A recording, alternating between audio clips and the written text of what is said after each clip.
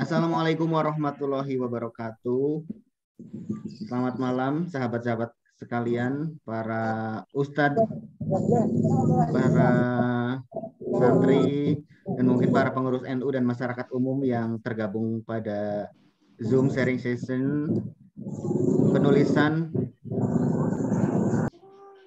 khutbah Jumat. Penulisan khutbah Jumat dilakukan pada malam Kamis ya. Jadi nanti besok begitu udah mendapatkan pengetahuan ini bisa langsung nanti malam dicoba supaya siapa tahu pas hari Jumat bisa dibawakan untuk Jumatan. Perkenalkan saya Kendi Setiawan. Mungkin untuk teman-teman yang sudah sering ikut Zoom sudah cukup hafal pembawaan saya, gaya saya, cara senyumnya dan sebagainya ya. Dan untuk yang belum hafal atau belum tahu, selamat bertemu, selamat berkenalan dengan saya. Salam kenal maksudnya. Saya editor berita di NU Online, penulis berita juga, dan editor isai, editor cerpen untuk NU Online. Jadi cukup jauh dari konten-konten keislaman, tapi memang diberi tanggung jawab untuk menangani kelas-kelas yang diadakan oleh NU Online, termasuk pada malam hari ini. Sharing session sendiri dilakukan minimal 1 bulan sekali selama ini, dan itu berbagai bidang, ada IT, ada desain, ada penulisan, pendalaman jurnalistik, penulisan keislaman. Kami juga sesungguhnya ingin mengadakan kelas lagi seperti tahun lalu, ada kelas jurnalistik, kelas opini, kelas menulis sejarah, kelas penulisan keislaman, dan sebenarnya lagi dirancang beberapa, cuma nanti kita kabarkan ulang di Facebook dan di media sosial, dan kadang diberitakan juga di NU Online. Ya, saya mohon maaf karena mungkin beberapa teman terkejut linknya berbeda dari yang ada di banner, karena begitu kami mendapatkan pendaftaran itu membludak sekali menjadi hampir 300 sampai sore ini. Sampai maghrib tadi masih banyak yang Ustadz daftar dong, Ustadz daftar dong. Saya sampaikan bahwa kita mulai disiplin sesungguhnya. Jadi kalau begitu ada informasi tentang kegiatan NU Online langsung saja mendaftar. Tidak usah menunggu-nunggu, kayaknya besok masih dibuka gitu. Nggak bisa seperti itu. Baik, pada malam hari ini sudah hadir. Terima kasih sekali Ustadz Nur Rahmat. Nur Rahmat ya, beliau adalah penulis konten-konten keislaman termasuk khutbah Jumat di NU Online. Beliau juga tim di Aswaja Center PWNU Jawa Timur, lalu memiliki siaran keislaman di yang biasanya kita siarkan di Facebooknya NU Online. Beliau sangat berpengalaman karena juga sebagai dosen, sebagai pendakwah tadi ya kan. Terus saya senang sekali beliau berkenan hadir, menyempatkan waktunya di antara kesibukan-kesibukan. Saya tadi mendapatkan informasi bahwa beliau baru dari musola dan baru gitu ya, baru tiba, sungguh-sungguh baru tiba. Tapi karena sudah janji kita mulai jam 19.30 kita adakanlah sekarang juga gitu. Nah, nanti kita akan belajar bersama beliau, dan tujuan sharing session ini adalah memang untuk memperdalam atau mungkin yang baru, benar-benar baru ya, mengawali bagaimana menulis khutbah Jumat terkait dengan menggali idenya, terus bagaimana memaparkannya, lalu kita sebagai Nahdiyin itu bagaimana menaruh atau menyelipkan dalil kitab-kitab dan sebagainya yang sesuai dengan Aswaja. Dan tentu saja karena NU Online itu dibaca oleh umat yang tidak mengaku NU gitu, kayak teman-teman saya tuh yang Muhammadiyah juga ternyata bisa membuka khutbah dan keislamannya NU Online gitu. Jadi ya bagaimana supaya mungkin ketika pembawaan atau penulisan itu disampaikan dengan moderat. Baik, untuk itu kita akan, tunggu sebentar. Ini kita kan, saya menjanjikan atau kami menjanjikan bahwa akan mendapatkan sertifikat. Nah, jadi nanti link daftar hadirnya untuk diisi, dan itu saya kasihnya nanti banget jam menjelang akhir. Jadi jangan bubar dulu, jangan pergi dulu supaya teman-teman bisa mendapatkan sertifikatnya. Kemudian seperti biasa pada Zoom-Zoom lainnya bahwa ya oke, kita mungkin ada yang merokok atau minum atau makan gitu, tapi nggak boleh yang begini ya, misalnya merokoknya di layar gini. Boleh agak begini sih, tuh ngumpet. Begitu juga ketika minum, jangan begini banget.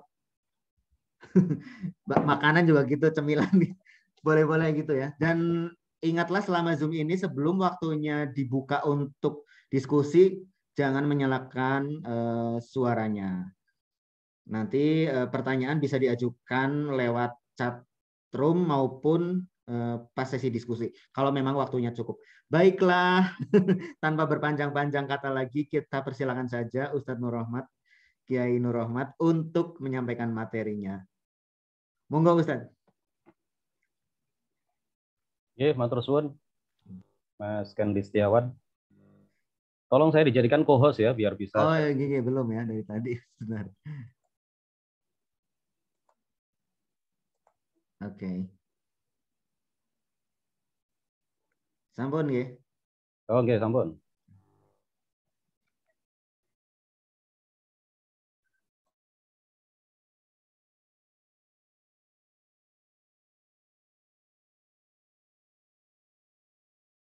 Baik, kita mulai. Assalamualaikum warahmatullahi wabarakatuh. Waalaikumsalam warahmatullahi wabarakatuh.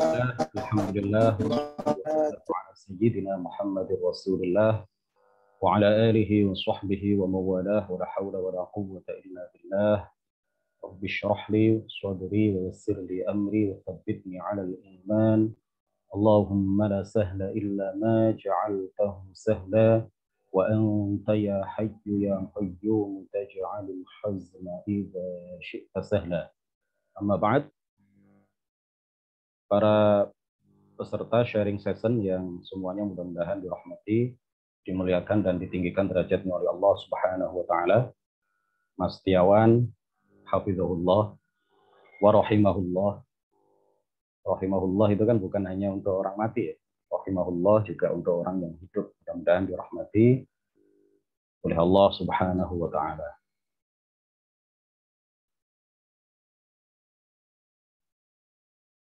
Bapak, Ibu, saudara-saudari yang hadirin hadirat yang mudah-mudahan dirahmati oleh Allah Subhanahu wa taala. Terima kasih sudah hadir dalam sharing session ini. Mudah-mudahan apa yang akan kami sampaikan bermanfaat bagi kita semuanya. Langsung saja, ini tadi juga baru bikin PPT, jadi mulai kemarin banyak acara, padat sekali. Jadi ini tadi saya pikir kemarin ketika ditawari oleh Mas Kandi untuk mengisi sharing session ini, jadi saya agak meremehkan gitu ya dalam tanda kutip itu. Biarlah nanti menjelang maghrib hari Rabu itu saya bikin PPT. Soalnya kan sharing session gitu loh. Jadi ya, hanya membagikan, men-share apa yang selama ini saya lakukan. Jadi nggak ada hal-hal yang istimewa, apa yang saya rasakan, apa yang saya alami, apa yang saya lakukan, itulah yang akan saya share kepada para peserta sharing session semuanya. Nah, oleh karena itu saya juga enggak, kata orang Jawa itu enggak daki-daki gitu ya. Lalu ya, tapi nanti boleh pengalaman atau kesulitan dan kemudahan atau kasus-kasus yang pernah terjadi selama menyusun dan mungkin menyampaikan khutbah Jumat sangat bisa juga disampaikan di sini. Iya, ternyata setelah saya coba tadi menyusun PPT ini ya, saya juga ini ternyata juga apa yang saya alami, pengalaman saya sendiri yang saya alami di dalam penulisan khutbah itu kalau dituangkan dalam sebuah tulisan juga ternyata ya bisa kita lihat sendiri nanti, sangat sederhana PPT yang saya buat. Mudah-mudahan bermanfaat bagi kita semuanya. Pertama, saya ingin menyampaikan kepada kita semuanya apa yang akan kami share, apa yang akan kami bagikan sebagai sebuah pengalaman kepada kita semuanya. Yang pertama adalah saya ingin nanti menjelaskan, ya sebelum langkah-langkah penulisan khutbah itu saya sampaikan, penting bagi kita semuanya untuk mengetahui dan memahami bekal dan modal bagi penulis khutbah itu apa sebenarnya. Kemudian yang kedua, keuntungan menulis khutbah di NU Online, seperti yang saya alami. Yang ketiga, langkah-langkah penulisan khutbah. Yang keempat adalah rambu-rambu penulisan khutbah. Baik, kita mulai. Waktunya berapa menit, berapa jam? Kita total sampai sekitar jam 9. Jadi kalau pemaparannya sampai 20 40 gitu ya. Boleh juga pemaparan 1 jam nanti disambung dengan diskusi. Baik. Sebenarnya kalau biasanya tuh peserta itu sangat ingin sampai lama sih, tapi takut saya juga harus tidur. Baik, Mas Kendi. Fleksibel saja sih. Iya. Suara saya jelas ya? Jelas ya? Sebelum saya lanjutkan. Jelas. Jelas ya? Ya, karena maklum di kampung, jadi kadang-kadang ini apa? Redup. Hilang-hilang muncul gitu sinyal. Baik, yang pertama, bekal dan modal bagi para penulis khutbah aswaja, bagi para penulis khutbah yang akan dikirim ke web-web Islami seperti NO Online.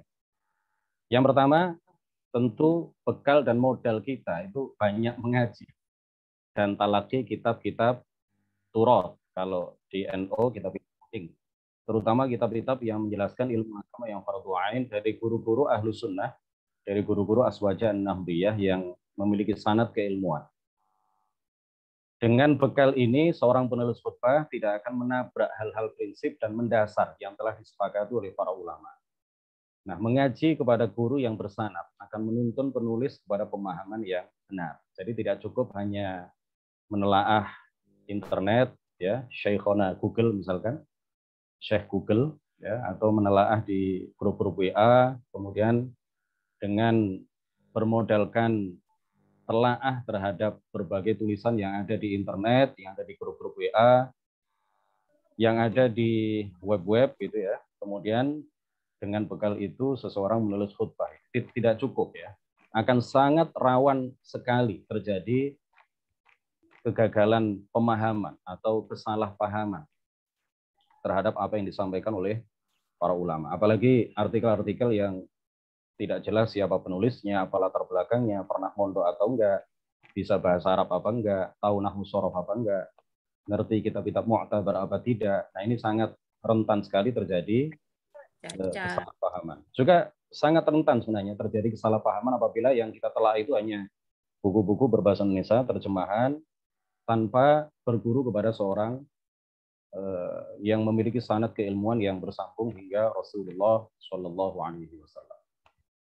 Yang kedua, menguasai hukum-hukum yang berkaitan dengan khutbah, mengetahui fikih khutbah, mengetahui penjelasan para ulama ahli sunnah wal jamaah terkait dengan syarat sah khutbah, rukun-rukun khutbah, kemudian hal-hal yang disunnahkan di dalam khutbah. Yang ketiga adalah tentu banyak membaca. Ya, setelah kita ngaji kepada para ulama dengan cara talaqi, face to face, berhadapan-hadapan, tentu selanjutnya adalah mengembangkan keilmuan kita dengan banyak membaca.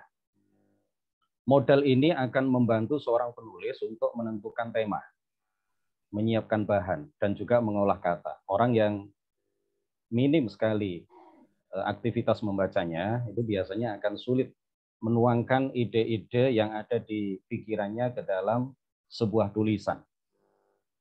Dia paham mengenai satu permasalahan, tetapi karena dia jarang sekali membaca, minim sekali aktivitas bacanya, maka dia akan menemukan kendala dan kesulitan besar di dalam menuangkan ide dan pikiran mengenai permasalahan yang ada di benaknya itu, di pikirannya itu ke dalam sebuah tulisan. Yang keempat, mengetahui masalah aktual dan kekinian. Ya, banyak mengikuti berita-berita lah ya. Jika kita memang ingin menulis khutbah, kemudian temanya dikaitkan dengan hal-hal yang aktual. Dengan modal ini, seorang penulis khutbah akan mampu menyusun khutbah yang up to date, ya, yang kekinian. Yang kelima adalah memiliki pengetahuan yang memadai. Ya, meskipun tidak paham secara mendalam, tapi paling tidak memiliki pengetahuan yang mencukupi lah ya. Memadai. Ustadz, mohon maaf, ya? Slide-nya belum bergerak ya. Slide yang apa yang akan apa? Yang nomor berapa? Yang kedua. Ini lagi kedua ya. Iya. Yang keempat ini sudah sampai keempat ini. Halaman keduanya tuh belum muncul maksud slide. Oh belum, masih nomor 5 yang saya baca. Masih halaman pertama. Oh, oke, baik-baik. Ya. Baik. Yang kelima, memiliki pengetahuan yang memadai mengenai pedoman umum ejaan bahasa Indonesia. UEB ya, sekarang kita sudah meninggalkan ejaan yang disempurnakan sejak tahun berapa gitu ya? Sejak tahun berapa? 2015 kalau nggak salah. Mulai 2015 sampai sekarang kita memiliki pedoman umum ejaan bahasa Indonesia. Ini seseorang yang ingin menulis apapun, ya, menulis artikel, termasuk menulis khutbah Jumat, naskah khutbah Jumat, maka dia harus memiliki pengetahuan yang mencukupi dan memadai terkait dengan UEB. Nah, yang kedua, keuntungan menulis khutbah di NU Online.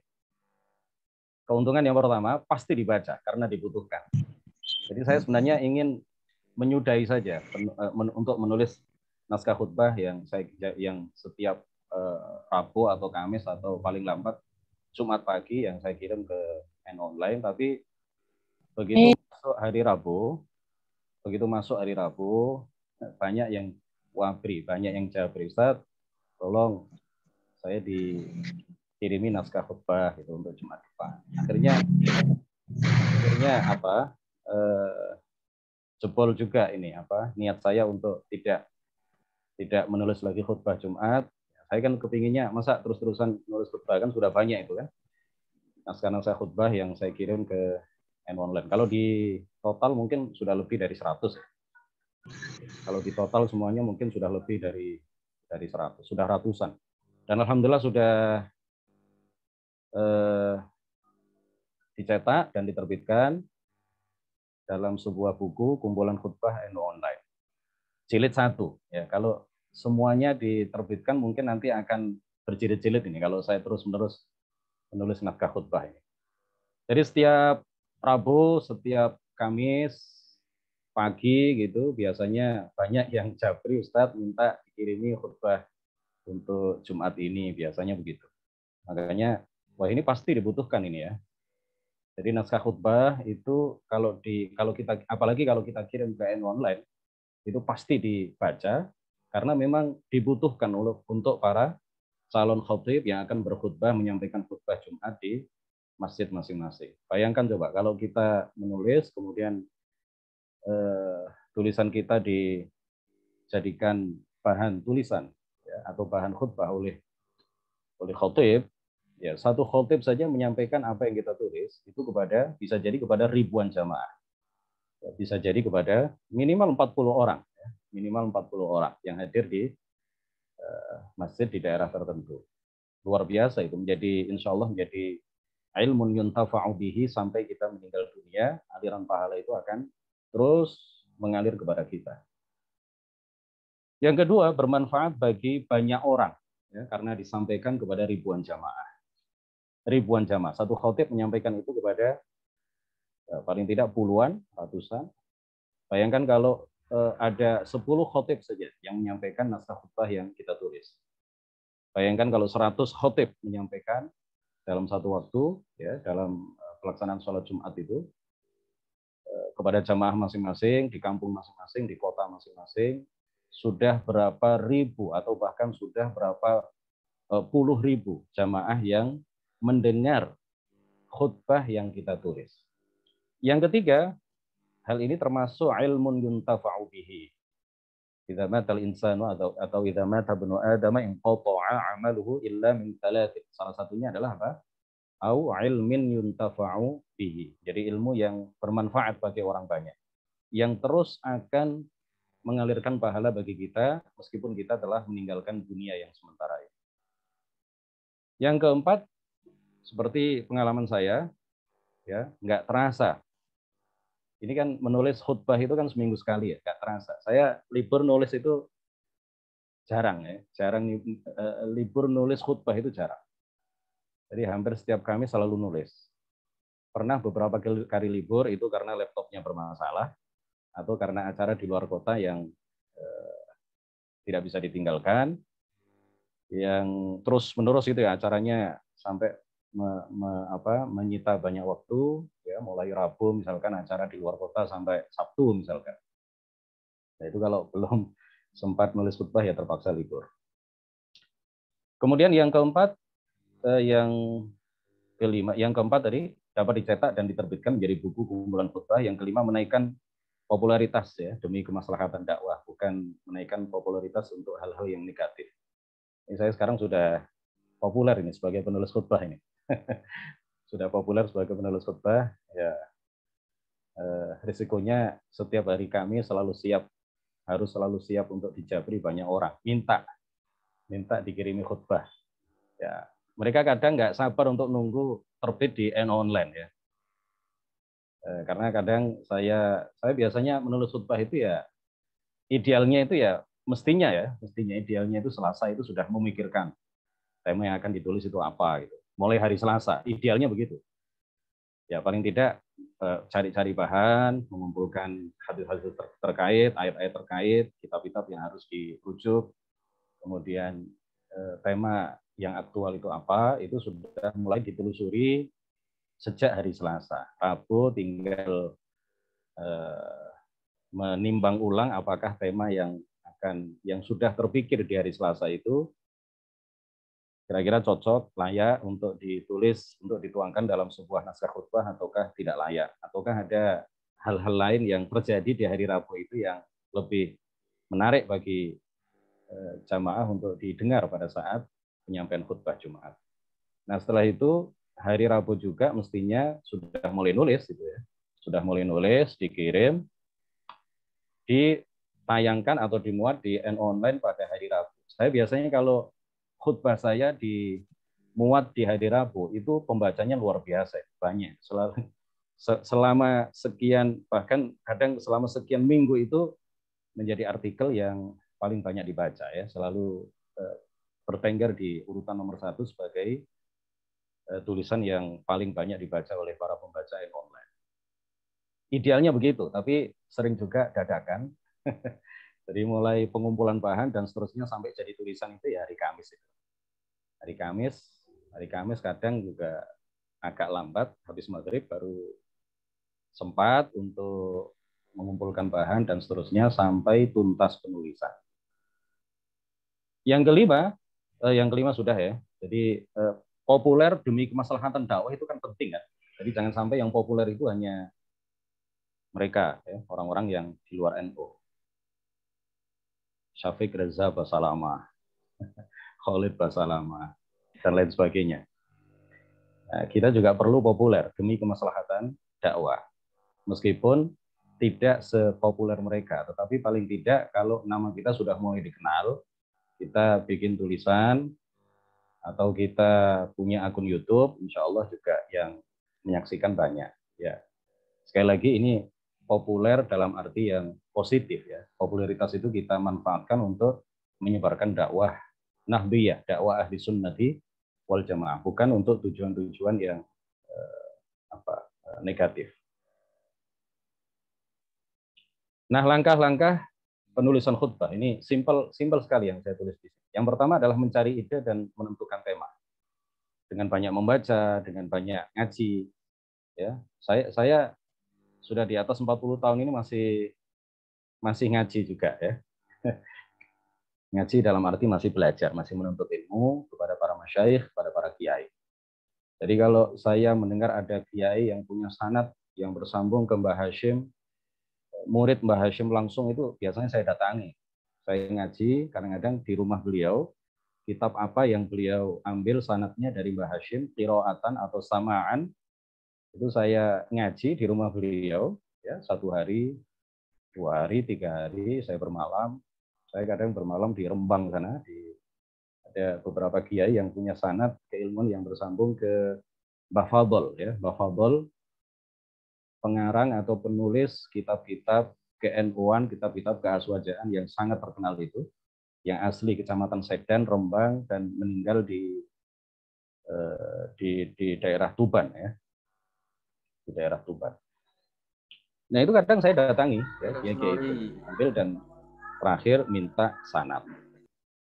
Jadi memang kita harus mengupdate terus, mengupdate dan mengupgrade ya keilmuan kita, terutama ilmu tentang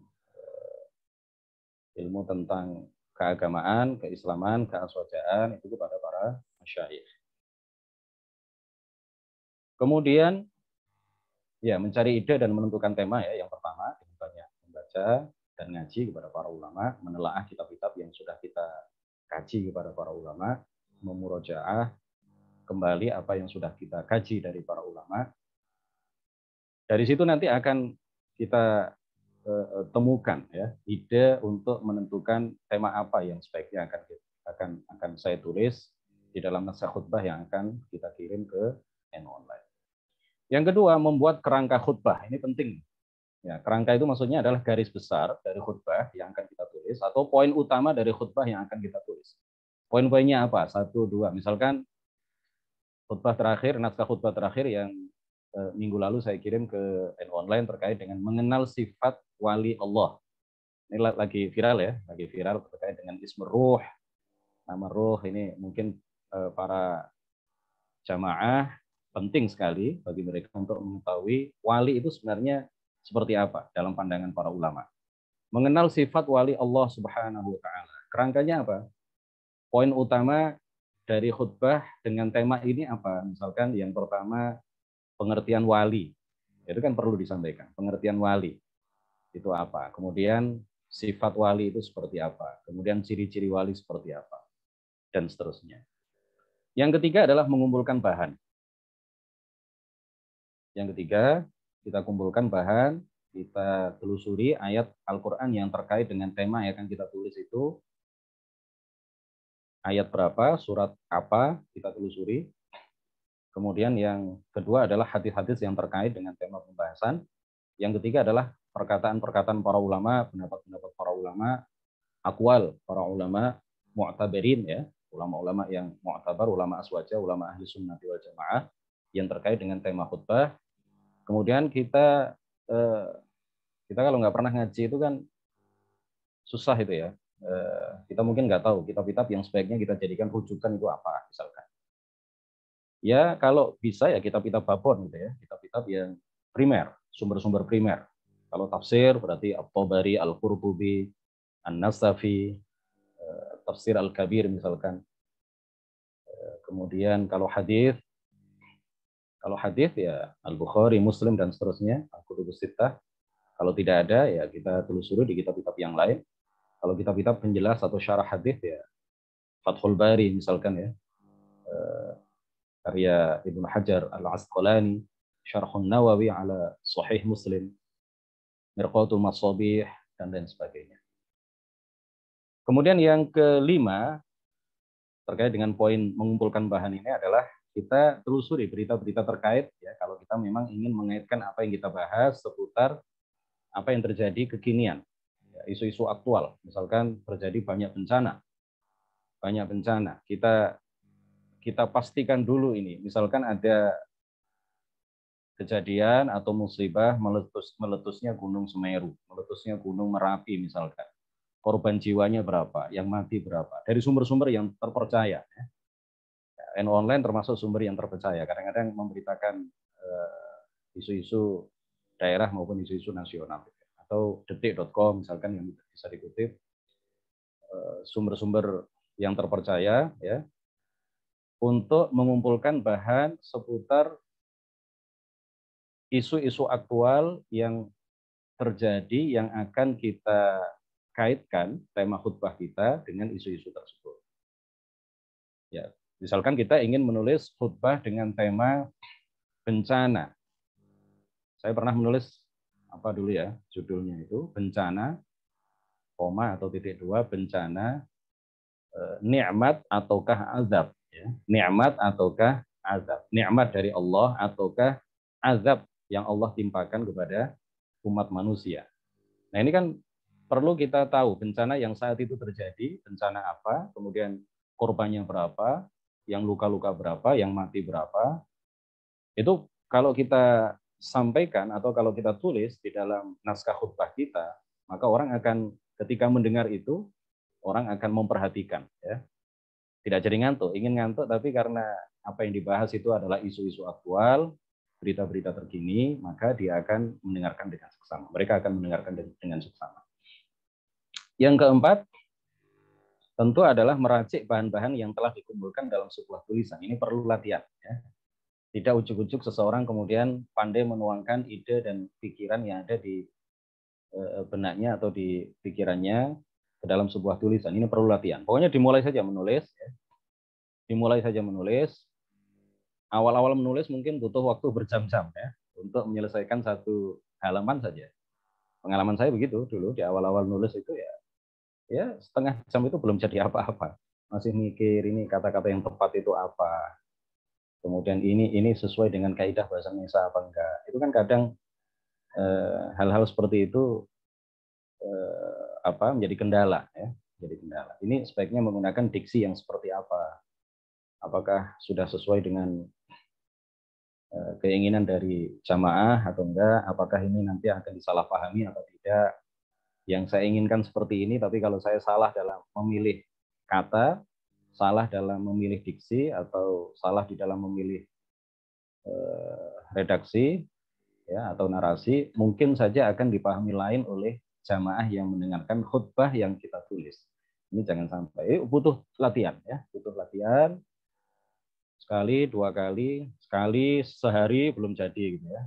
Sampai butuh berhari-hari di dalam menulis 5 halaman saja atau 1 halaman bahkan ya. Setelah jadi, alhamdulillah kita baca ulang.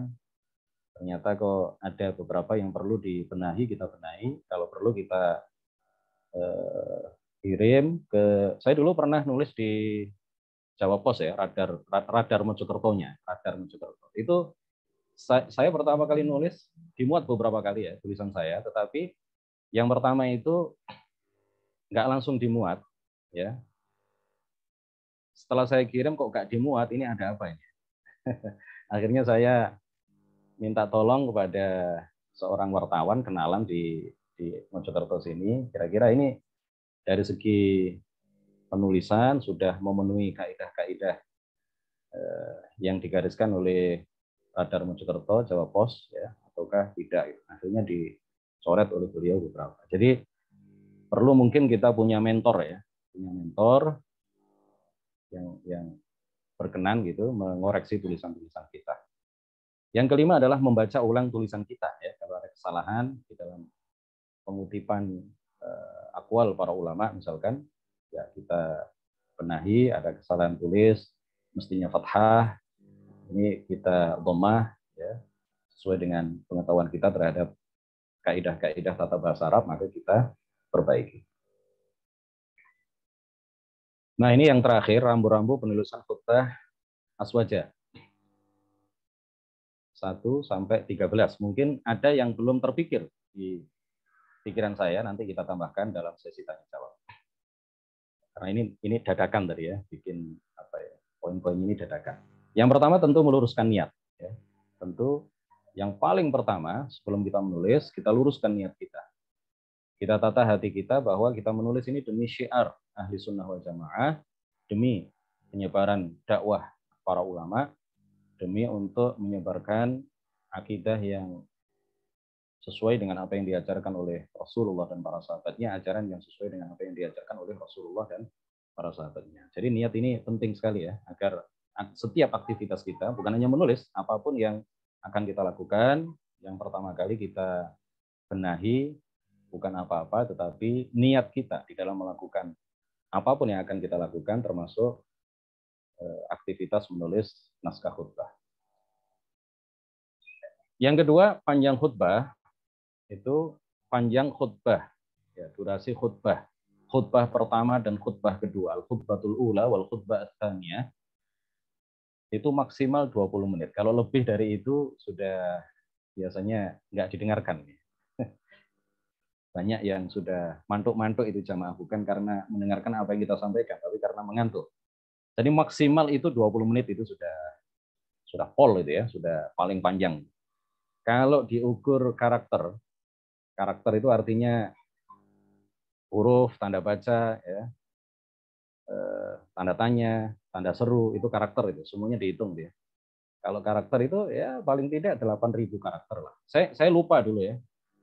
Saya pernah dikirimi oleh salah satu redaktur NO Online, kalau nggak salah dulu Mas Mahfid Khairon. Beliau pernah mengirimkan ke saya maksimal panjang tulisan yang akan dikirim ke website N-Online itu berapa ribu karakter, itu saya lupa itu. Tapi biasanya kalau saya nulis khutbah, ini paling tidak ya 8.000 karakter, 9.000 karakter, 10.000 karakter. Mohon izin. Ya. Mohon izin Pak Yai, sebelumnya ini slide-nya satu Pak Yai. Kenapa? Slide-nya kenapa? Mohon maaf, ini slide-nya memang belum ganti, masih seperti tadi atau bagaimana? Untuk slide-nya masih slide satu Pak Yai. Oh gitu. Bener. Padahal sudah saya ganti ke 4 ini, ke halaman 4 ini. Waduh. Ini mungkin kendala sinyal mungkin ya. Kendala sinyal barangkali ya. Bentar ya. Saya end dulu. Oke. Bentar. Ya, untuk para sahabat nanti kalaupun agak ketinggalan slide-nya kami akan kirim ke email. Nanti kan daftar hadir itu ada menyertakan email, nanti kami kirim ke email sekaligus sertifikatnya. Jadi tetap semangat. Oh, alhamdulillah. Matur nuwun Pak Yai. Nggih. Nggih, kelihatan ini udah Rambu-rambu. slide ke-6. Baik, rambu-rambu ya. Rambu-rambu penulisan khutbah. Baik, kita lanjutkan. Mudah-mudahan tidak ada kendala lagi. Kadang-kadang di kampung saya tiba-tiba listrik mati itu ya sudah. Wah, saya juga di kampung, Ustaz. Saya makanya agak khawatir nih. Tadi hujan lagi. Alhamdulillah ya bisa ini lancar sejauh ini. Mudah-mudahan sampai selesai. Monggo lanjut. Baik. Mungkin nanti Mas Kendi bisa menjelaskan artikel yang dikirim ke N-Online itu speknya berapa karakter gitu ya. Tapi kalau sejauh yang saya kirim, tulisan-tulisan baik yang bertemakan khutbah maupun artikel tentang keislaman lainnya ya, biasanya saya ngirim juga beberapa artikel selain khutbah Jumat. Itu biasanya ya antara 8.000 sampai 10.000 karakter. Antara 8.000 sampai 10.000 karakter. Saya biasanya pakai font, dulu saya pakai font, kalau Arabnya itu pakai font apa itu namanya, yang naskhi itu ya, apa namanya? Tradisional Arabik. Bukan tradisional Arabik, itu kuno sekali itu ya. Sudah bukan zamannya itu. Nanti saya cek di. Kemudian yang Latinnya atau yang Indonesianya itu biasanya saya pakai Kandara. Karena memang khutbah yang saya kirim ke NO Online itu juga saya PDF-kan karena banyak yang minta. Saya PDF-kan, kalau menurut mata saya itu yang nyaman itu membaca font kalau Latin itu Kandara. Nggak tahu, beda-beda mungkin ya, sesuai selera saja. Kalau pakai font Kandara ukuran 14, ukuran font 14, kemudian Arabiknya itu, Arabnya itu pakai sakal majalah atau pakai yang lain, ukuran 18 misalkan, itu biasanya yang saya tulis 5 halaman itu cukup ideal. 5 halaman pakai ukuran kertas yang default ya, defaultnya Word itu sudah cukup ideal. 6 itu sudah 6 halaman sudah agak panjang. Kalau 7 halaman kadang-kadang saya tidak terkontrol sampai 7 halaman. Mau diringkas lagi kayaknya kok sulit itu ya. Nah itu bisa disikapi nanti di khotibnya ya, di diri khotibnya itu misalkan dihilangkan beberapa bagian yang Arab, misalkan hadis ada Arab, ada Indonesia, Arabnya tidak dibaca, itu kan bisa mengurangi durasi waktu. Baik. 3 tema sebaiknya up to date ya, tapi tidak harus. Tidak harus itu maksudnya apa ya? Tema-tema umum, misalkan selektif dalam memilih teman. Itu saya lihat di online itu kan belum ada khutbah dengan tema seperti itu ya. Sudah saya tulis. Itu kan tema umum itu ya, tema sepanjang zaman lah, selektif di dalam memilih teman misalkan. Atau berbuat baik kepada tetangga. Itu kan tema-tema yang bisa dibaca sepanjang zaman itu. Sepanjang zaman dan di daerah manapun itu cocok. Tema-tema seperti itu ya. Atau kalau kita punya kemampuan untuk menulis tema-tema yang up to date, yang aktual, ya monggo silahkan. Yang keempat, menggunakan redaksi yang jelas dan mudah dipahami. Bukan kata-kata yang asing dan sulit dicerna. Jadi kita itu sedang menulis khutbah, bukan menulis jurnal. Bukan menulis artikel yang akan dikirim ke jurnal internasional misalkan. Ya, kita menulis khutbah. Jadi bahasanya, redaksinya, pemilihan katanya itu harus memilih kata-kata yang jelas dan mudah dipahami oleh orang yang seawam apapun kalau bisa. Yang kelima, mencantumkan surat dan nomor ayat Al-Quran. Ini akan lebih meyakinkan ya bagi jamaah yang mendengarkan khutbah kita. Yang keenam, mencantumkan perawi hadis. Mencantumkan perawi hadis meskipun tidak sampai ke nomor hadisnya berapa gitu. Paling tidak kita sebutkan perawi hadis. Yang ketujuh, jika perlu dengan tujuan meyakinkan jamaah, menyebutkan penilaian para ulama tentang suatu hadis. Ya. Kalau kita ingin mengutip sebuah hadis yang maudhu misalkan ya, siapa para ulama yang menyebut hadis ini maudhu? Kita sebutkan. Atau kalau kita ingin meyakinkan jamaah bahwa hadis yang kita kutip ini adalah hadis yang sahih atau hadis yang bahkan mutawatir misalkan, kita sebutkan untuk meyakinkan jamaah, dan jamaah itu akan merasa yakin dengan apa yang disampaikan oleh khatib jika hal-hal semacam ini kita perhatikan dan kita cantumkan, kita lampirkan atau kita sebutkan di dalam naskah khutbah yang kita tulis. Kemudian yang kedelapan, dalam memaknai ayat atau hadis, maka kita merujuk kepada kitab-kitab tafsir dan kitab syarah hadis yang mu'tabar seperti yang saya sampaikan tadi. Ya, enggak usahlah kita mengambil atau menyebut nama-nama, nanti akan kami sebutkan gitu ya. Tidak usah mengambil kitab-kitab karangan orang Wahabi misalkan ya. Kitab-kitab karangan ahli sunnah itu banyak sekali. Kenapa kita menyebut tokoh-tokoh yang dalam pandangan para ulama ahlu sunnati wal jamaah itu menuai pro dan kontra ya. Masih terjadi polemik ya di antara para ulama di dalam menyikapi tokoh-tokoh tersebut. Misalkan Ibnu Taimiyah. Kenapa kita harus mengutip Ibnu Taimiyah? Padahal Ibnu Taimiyah itu disebut Mbah Hashim itu sebagai salah satu mubtadi'ah, salah satu tokoh pembawa bid'ah. Kenapa kita mengutip Muhammad bin Abdul Wahab misalkan? Kenapa kita mengutip Shalih Al-Fauzan?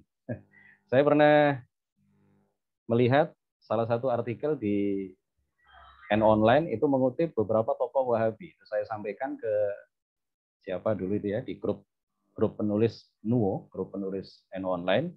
Nah ini kok mengutip pendapat para ulama Wahabi ini. Apakah kita nggak punya ulama? Justru ulama-ulama kita lebih hebat dari ulama-ulama mereka. Kan masih ada An-Nawawi, ada Al-Baihaqi, ada At-Tabari, ada Al-Fakhrur Razi, ada masih banyak sekali ulama-ulama kita. Ada Syekh Nawawi Al-Bantani, Syekh Mahfud Termas yang bisa kita kutip pendapat-pendapat mereka, akwal mereka, yang kemudian kita sebutkan nama-nama mereka itu dan mempopulerkan nama-nama mereka di naskah khutbah kita. Kenapa kita menyebut tokoh-tokoh yang bermasalah gitu menurut pandangan para ulama ahli sunnah wal jamaah? Mbah Hashim itu kan menyebut beberapa nama yang bermasalah, gitu, tokoh-tokoh yang bermasalah. Ya sebaiknya tidak kita sebutlah mereka di naskah khutbah kita. Ibnu Taimiyah, Ibnu Qayyim al-Jauziyah atau Ibnu Qayyim, Muhammad bin Abdul Wahab, Rashid Ridho, Muhammad Abduh, itu kan tokoh-tokoh yang bermasalah dalam pandangan para ulama ahli sunnah wal jamaah, termasuk dalam pandangan pendiri NU yaitu Mbah Hashim Asy'ari di kitab Risalatu Ahli Sunnati wal Jamaah. Jadi kalau kita sebut nama-nama mereka itu kita hanya mempopulerkan tokoh-tokoh yang bermasalah dalam pandangan para ulama ahli sunnati wal jamaah. Kenapa kita tidak mempopulerkan nama-nama ulama kita sendiri di naskah khutbah yang akan dibacakan di hadapan ribuan jamaah di seluruh Indonesia? Kemudian yang berapa tadi? Yang ke-9, menyertakan literatur atau kitab yang dirujuk. Meskipun tidak semuanya ya.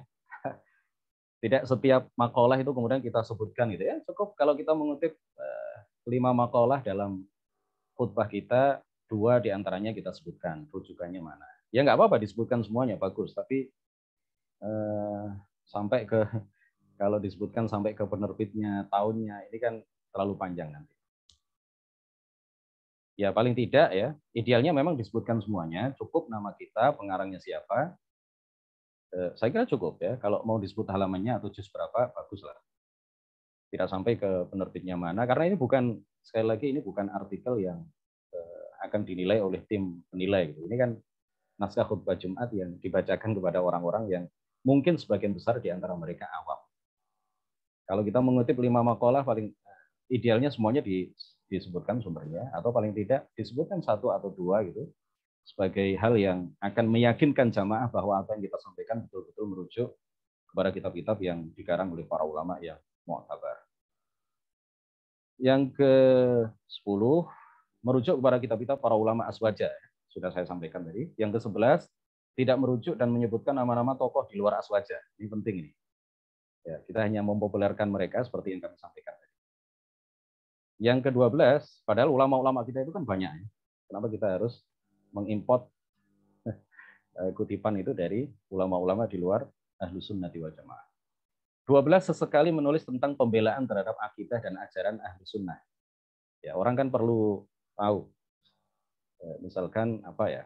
Sesekali menulis tentang pembelaan terhadap akidah dan ajaran aswaja. Saya pernah menulis pada bulan Rajab, itu saya sampaikan bahwa salah satu ciri khas Ahli Sunnati wal Jamaah adalah meyakini Allah ada tanpa tempat.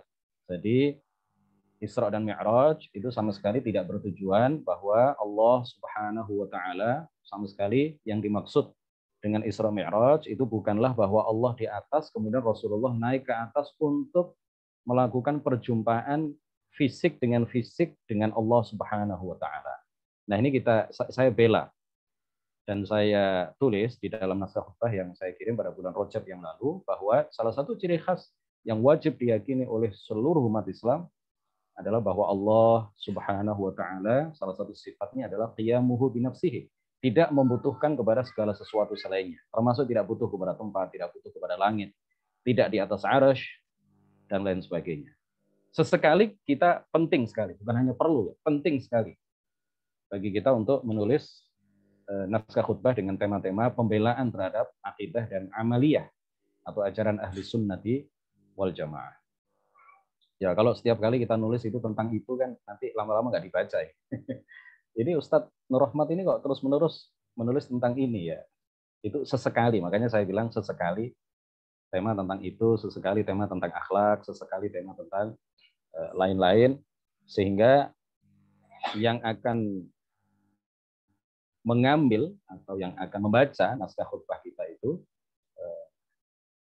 dia akan terus penasaran ini naskah khutbah yang akan datang yang akan ditulis oleh Ustadz Nur Rahmat ini apa gitu ya. Kalau itu lagi nanti lama-lama kita ditinggalkan, nggak dibaca itu naskah khutbah kita.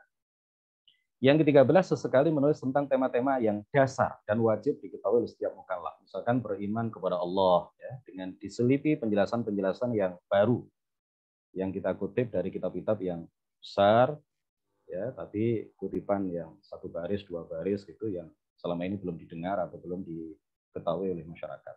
Tapi temanya sebenarnya tentang hal-hal yang mendasar, hal yang mendasar sekali, prinsip sekali yang wajib diketahui. Beriman, saya pernah nulis khutbah tentang kemaksuman para nabi misalkan ya, beriman kepada malaikat, beriman kepada kitab-kitab. Rukun iman itu saya kira sudah saya tulis semua, kecuali beriman kepada Allah sudah pernah saya tulis ya.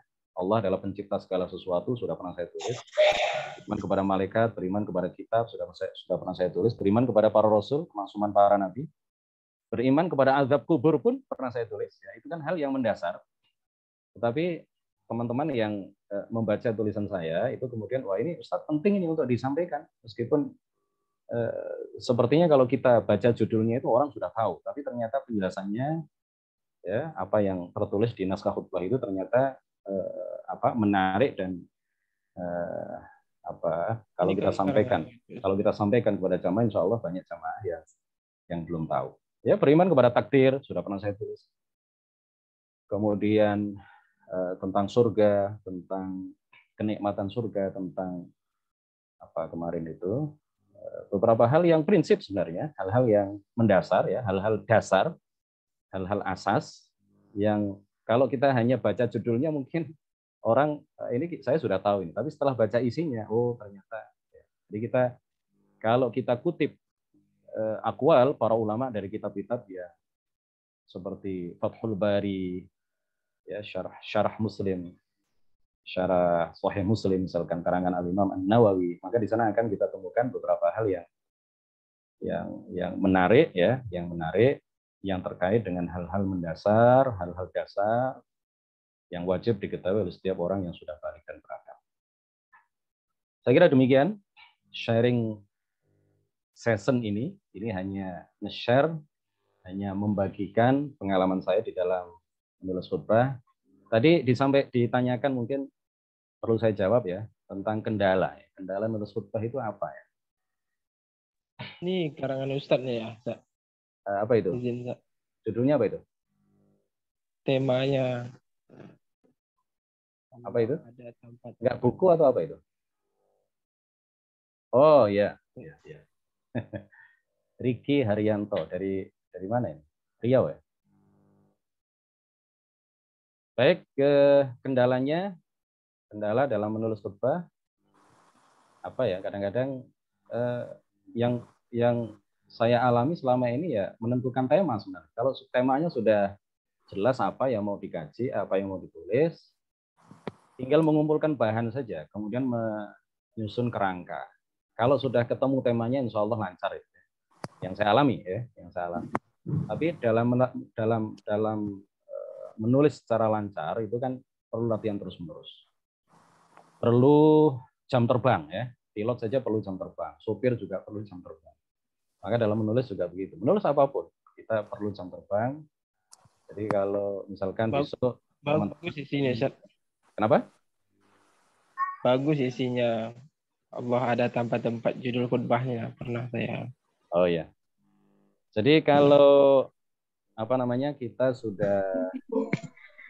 sudah memiliki jam terbang cukup sering gitu ya dalam menulis, insya Allah kendalanya hanya satu itu nanti. Menentukan tema itu aja. Ya, apa ya kira-kira menarik apa enggak ini kalau tema ini saya tulis. Itu aja sebenarnya.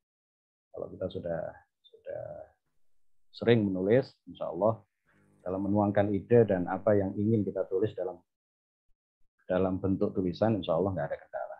Demikian, mudah-mudahan bermanfaat. Jika ada hal-hal yang ingin didiskusikan atau ditanyakan, kami persilahkan. Saya kembalikan ke Mas Kendi Setiawan. Monggo, Mas Kendi. Ya, terima kasih Ustadz. Wah, Ustadz Nur Rahmat ini suaranya juga enak ya. Saya harus sesekali harus ke Ustadz Nur Rahmat ini ke PBNU untuk mengisi khutbah Jumat. Lo sudah pernah satu kali? Sudah pernah, Ustaz? Bulan apa itu? Saya belum sebelum pandemi. Gitu. Waktu itu sowan ke Kiai Said di rumah beliau. Kemudian hari Kamisnya itu hari Jumat pagi, sowan lagi hari Kamis malam itu saya ke rumah beliau di Ciganjur. Kemudian setelah itu Jumatnya saya diminta khutbah. Pas tema tentang merawat kemerdekaan. Merawat kemerdekaan. Luar biasa. Ya, saya mengomentari suaranya karena saya biasanya salah satu pengisi suara juga untuk TVNU dan beberapa kementerian dan lembaga. Jadi mungkin teman-teman jadi saya pernah belajar teater, belajar olah suara. Jadi mana suara-suara yang enak dan mana yang perlu disempurnakan. Tapi malam ini kita tidak membahas tentang suara. Jadi mungkin ini satu paket nanti ketika kelas khutbah Jumat kita adakan dalam beberapa seri gitu. Semoga tertarik ya. Tapi saya yakin teman-teman di daerah juga suaranya sudah spektakuler lah ya. Kapan harus lembut, kapan bersemangat seperti itu, kira-kira seperti itu. Tadi banyak sekali ya yang sudah disampaikan oleh Ustadz Nur Rahmat dan pertanyaan tentang barusan saya chat Mas Mahbib soal jumlah karakter itu bukan 8.000 tapi 800 sampai 1.000. Itu kalau sampai 8.000 udah 2 jam. Sebentar. Nanti saya cek ya. Ya. Tulisan. Karena satu halaman itu kan kira-kira 250 kata ya. Atau mungkin karakternya mungkin 8.000 ya, tapi yang saya pakai untuk ukuran adalah kata. Jadi 700 sampai 1.000 kata kira-kira seperti itu. Bisa juga sih ini kalau ini misalkan mengenal sifat wali Allah, ini jumlah kata 1.264. Ini termasuk Arabnya ya. Nah, kalau karakter ini kan bisa ini ya. Ini kelihatan nggak ini? Ini enggak, ini masih link Oh, PPT ya. yang tadi. Ini kalau jumlah karakter kalau tanpa spasi itu 8.700. Kalau dengan spasi itu 9.900. Jadi mungkin Mas Mahbib tadi 800 itu kata mungkin ya? Kata, iya betul. Kata ya. Baik. Ya, Kalau jadi karakter 8.000. artinya kan hurufnya itu loh, huruf, kemudian tanda baca, Oke. kemudian titik, koma. Nah, itu karakter itu yang saya maksud. Oke. Ya, teman-teman, saya ingatkan sekali lagi karena belum sesi diskusi, jangan membuka semua ininya ya. Nanti kami beri waktu karena waktu kita masih cukup banyak. Saya sendiri punya pertanyaan nanti yang saya selipkan sesekali pastinya, tapi sebelum itu saya mengingatkan juga nanti link daftar hadir sengaja belum saya bagikan supaya teman-teman masih bisa fokus menyimak, tidak sekedar ngisi kemudian pergi. Link daftar hadir itu nanti ada isian email supaya teman-teman bisa kami kasih sertifikat dan file PPT dari kegiatan malam hari ini. Pertanyaan saya Ustadz sesungguhnya nih, saya kan kita berada di dunia global ya. Kemudian kalau kita dengerin, mohon maaf ya, mungkin ada yang kerja di MUI atau Kemenang nggak nih? Jadi gini, MUI kalau bikin khutbah untuk Idul Adha gitu atau Kemenang gitu ya untuk Idul Adha, Idul Fitri itu nggak pas banget dengan di desa saya gitu ya. Jadi mereka ngomong tentang langit-langit banget, sesuatu yang nggak terjadi di desa saya gitu, di sekitar kita gitu. Jadi gimana nih masyarakatnya? Nah, ini pertanyaannya maka. Nah, dan ini kan peserta juga banyak nih dari kampungnya atau desanya gitu ya. Nah, gimana sih supaya naskah kita tuh sesuai dengan kondisi sosial masyarakat atau sesuatu yang perlu diperbaiki di masyarakat itu gitu.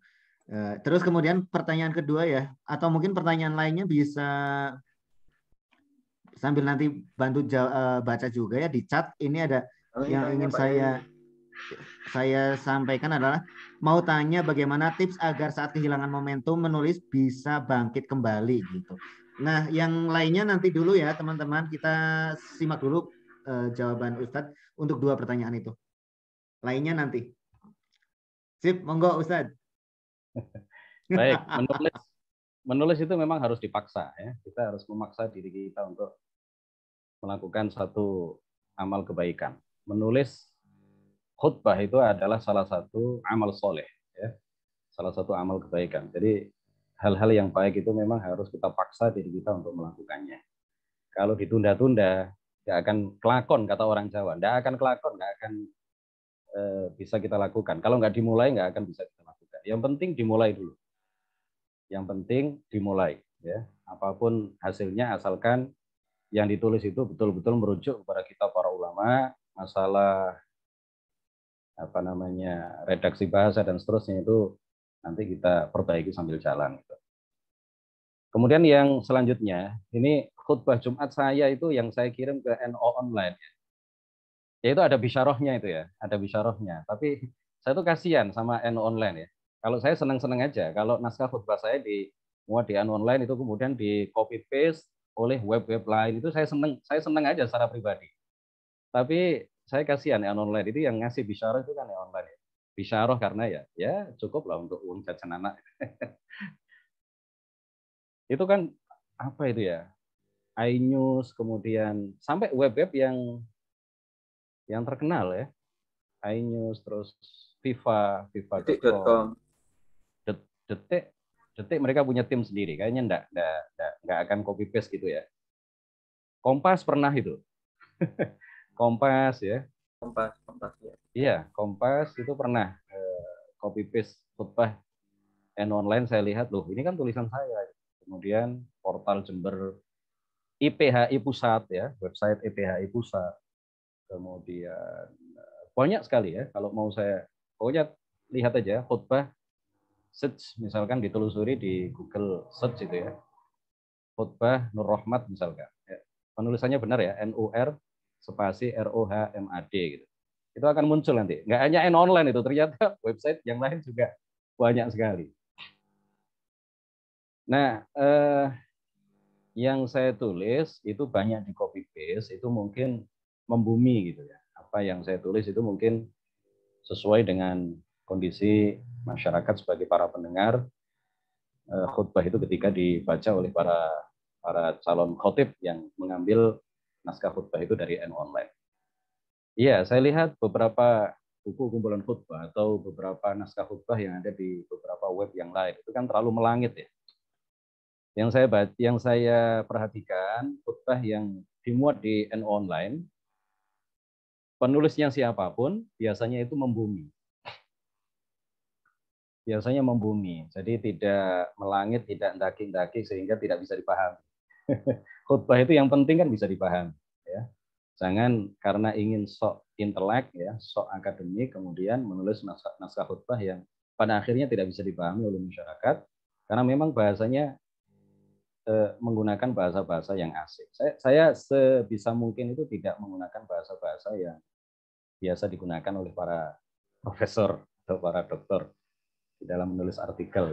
Ya, bahasa-bahasa yang sederhana, yang bisa dipahami, asalkan misi kita di dalam menyampaikan nilai-nilai yang wasatiyah itu bisa dipahami oleh masyarakat. Misinya kan itu ya. Misinya kan itu. Jadi kita ingin menyebarkan nilai-nilai moderat dari akidah dan amaliyah ahli sunnati wal jamaah. Kemudian masyarakat bisa menangkap itu, bisa mencerna itu, bisa memahami itu, ya sudah, alhamdulillah. Nggak usah terlalu akademis banget gitu ya. Atau mengutip dari buku-buku barat gitu. Ya, kalau saya nggak pernah itu mengutip buku-buku dari karangan para orientalis atau apa itu di dalam khutbah saya atau dalam artikel secara umum. Yang saya kutip adalah apa yang ditulis oleh para ulama mu'tabar, ya, seperti yang saya sebutkan tadi. Kalau fikih ya Fathul Wahab misalkan, Fathul Qorib misalkan ya sesekali, Riyadhus Shalihin tentang hadis, Al-Arba'in An-Nawawiyah, itu kan banyak kitab-kitab para ulama yang sebenarnya bisa kita racik menjadi sebuah naskah khutbah. Begitu Ustaz Kendi, terima kasih. Kiai Kendi. Kendi apa Kendi ya? Kalau Kendi kan dong. beda. Kalau Kendi kan modern dan dinamis, kalau Kendi kan tempat air. Kalau Kendi, tapi ya. dua-duanya maknanya baik dan bermanfaat ya. Iya, insya Allah. Karena Kendi tempat air dan Kendi itu modern dan dinamis. Oke, ini juga ada pertanyaan menarik lagi sih sesungguhnya ya Ustadz, kita bacakan dulu. Apakah sebentar? Ustadz, saya kan khutbah di perusahaan saya sendiri dan saya sering mengambil teks khutbah dari online. Di perusahaan saya sendiri cukup banyak orang yang cingkrang ketika saya membacakan khutbah, banyak pandangan yang sinis terhadap saya sehingga saya menjadi grogi. Lalu sebaiknya seperti apa yang saya lakukan dalam menyikapi hal tersebut, Pak Kiai? Gitu. Terus apakah penulisan teks khutbah mempertimbangkan kecocokan nada ketika dibaca gitu? Itu dulu. Ya, yang pertama, jangan grogi, kita harus pede. Kita harus pede. Saya punya rutinan di sebuah masjid, punya rutinan ngaji, ngaji rutin. Di situ jamaahnya campur baur. Ada Wahabinya, ada NO-nya, ada, nggak perlu sebut merek ya, kalau ada dari partai tertentu lah ya, dari partai tertentu yang condong ke Wahabi. Kemudian ada dari mantan-mantan Hizbut Tahrir. Ya saya pede aja. Saya pede. Walaupun itu ngaji rutin. Ngaji rutin itu kan nggak kayak khutbah. Kayak khutbah kan nggak ada tanya jawab. Jadi pede saja, sampaikan saja. Kalau ngaji rutin itu kan ada tanya jawab. Ini yang resikonya kalau kita nggak siap ya kita dihabisin sama mereka. Tapi kalau khutbah kan hanya satu arah saja. Mereka mendengar. Mudah-mudahan dengan, ya tapi agak diperhalus misalkan. Jangan menyebut merek misalkan ya, jangan menyebut nama Wahabi, nggak usah.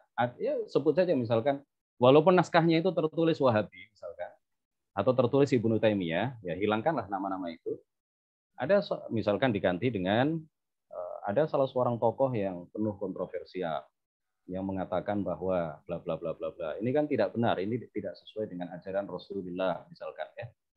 Atau Wahabi misalkan diganti namanya menjadi ada aliran tertentu di luar aliran atau di luar golongan ahli sunnah wal jamaah misalkan, atau nggak usah menyebut ahlu sunnah sama sekali ya. Yang semestinya akidah ahli sunnah sebut saja akidah Islam gitu. Ya pandai-pandai kita lah di dalam mengolah kata-kata sehingga apa yang kita sampaikan itu didengar oleh mereka dan mudah-mudahan mereka dapat hidayah.